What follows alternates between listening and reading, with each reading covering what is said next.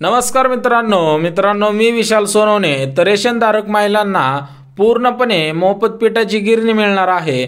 आता ही मोफत पिठाची गिरणी मिळण्यासाठी जी असणारी आवश्यक कागदपत्रे आहेत, लाभार्थी कोण असणार आहे, त्याच्यामध्ये अटी शर्ती काय आहेत, सोबतच तुम्हाला अर्ज कसा करायचा आहे। भरपूर महिलांचे प्रश्न असतात, अर्ज हा ऑनलाईन करायचा आहे की ऑफलाईन करायचा आहे।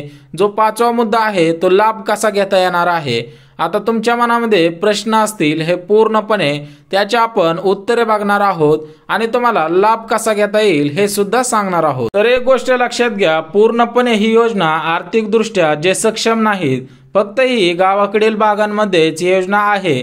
त्याच्यामुळे एक गोष्ट लक्षात घ्या, गावाकडील भागांमध्ये जे पण महिला असतील आर्थिक दृष्ट्या सक्षम नाही, त्यांच्याकडे पिवळे, केसरी आणि पांढरे तिन्ही पण रेशन कार्ड असू द्या, तरी पण तुम्हाला या योजनेचा लाभ घेता येणार आहे। आता मोफत पिठाची गिरण या गिरण योजनेचे उद्दिष्ट काय आहे ते बघून घेऊयात। बघू शकता, महाराष्ट्र राज्यातील महिलांना आर्थिक दृष्ट्या सक्षम करण्यासाठी राज्य शासनाने मोफत पिठाची गिरण ही योजना सुरू केलेली आहे। सोबतच महिलांसाठी भरपूर योजना सध्याच्या स्थितीला सुरू आहेत। तर बघूयात आपण पिठाची गिरण काय आहे नेमकी। ते एक गोष्ट लक्षात घ्या, जे गरीब कुटुंबातील आर्थिक दृष्ट्या सक्षम नाहीत, ज्यांच्याकडे पिवळे, केसरी आणि पांढरे रेशन कार्ड आहे, अशाच महिलांना या योजनेचा लाभ दिला जाणार आहे। सोबतच ज्या महिला गावाकडील भागांमध्ये राहतात, त्या महिलांना पूर्णपणे त्यांचा उद्योगधंदा करावा या दृष्टिकोनातून ही योजना सुरू केलेली आहे। त्या योजनेच्या माध्यमातून महिलांना 100% पिठाच्या गिरणीसाठी अनुदान देण्यात येणार आहे। म्हणजेच पूर्णपणे तुम्हाला एकतर पैसे दिले जातील किंवा त्याच्या ऐवजी डायरेक्ट तुम्हाला पिठाची गिरण दिली जाईल। पण एक गोष्ट लक्षात घ्या, जे आर्थिक दृष्ट्या सक्षम नाहीत, खास त्यांच्यासाठी योजना आहे।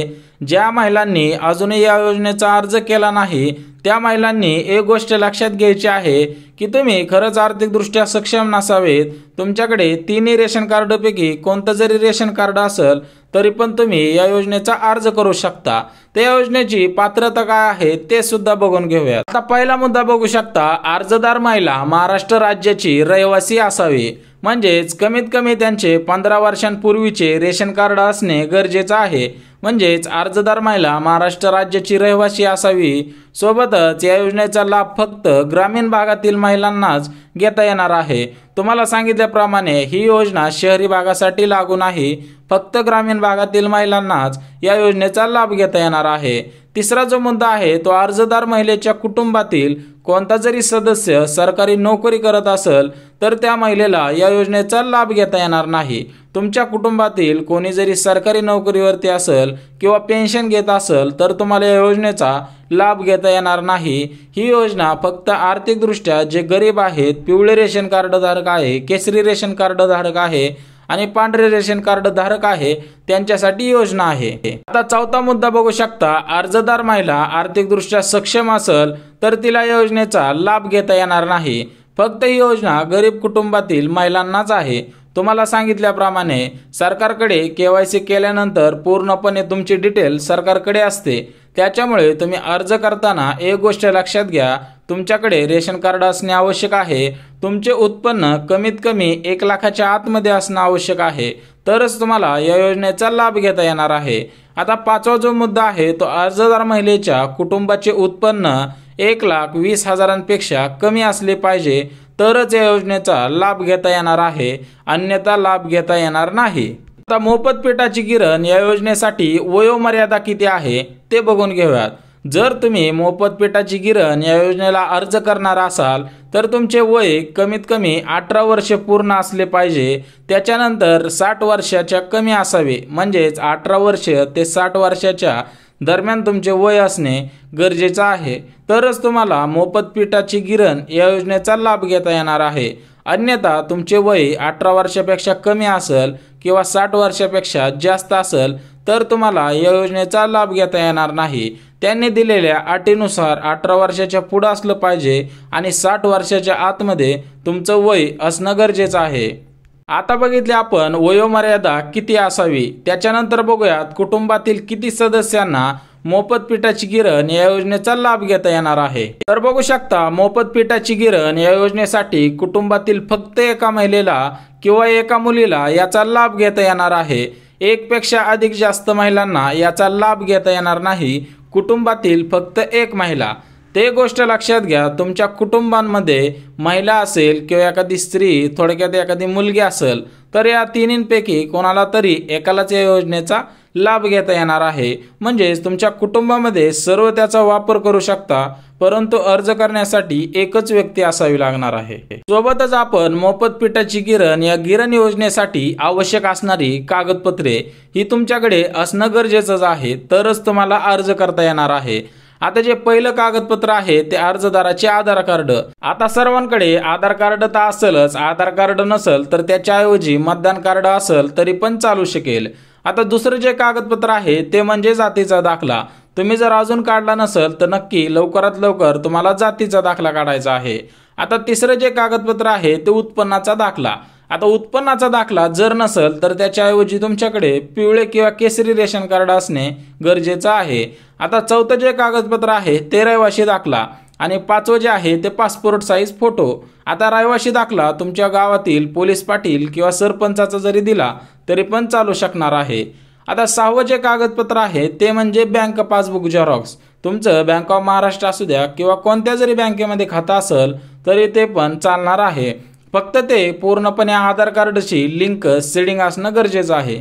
आता सातवं जे आहे ते मोबाईल नंबर तर सर्वांकडे असतोच, फक्त आपल्याला जो चालू नंबर आहे तो तिथं टाकायचा आहे। आणि आठवं जे आहे ते ईमेल आय डी नसेल तरी पण चालू शकेल, परंतु असेल तर बरं होईल। काय होतं, पूर्णपणे तुमचं ईमेल म्हणा त्याच्यावरती येणारा OTP पूर्णपणे तुमच्या मोबाईल नंबरवरती येऊ शकतो।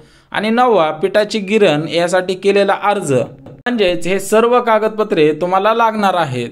आता प्रश्न आला की अर्ज कसा करायचा आहे, तर मोफत पिठाची गिरण या योजनेसाठी अर्ज हा ऑफलाईन पद्धतीने करायचा आहे। अजून तरी याची ऑफिशियल वेबसाईट आलेली नाही, त्याच्यामुळे अर्ज हा ऑफलाईन आहे, नक्की लाभ घ्या।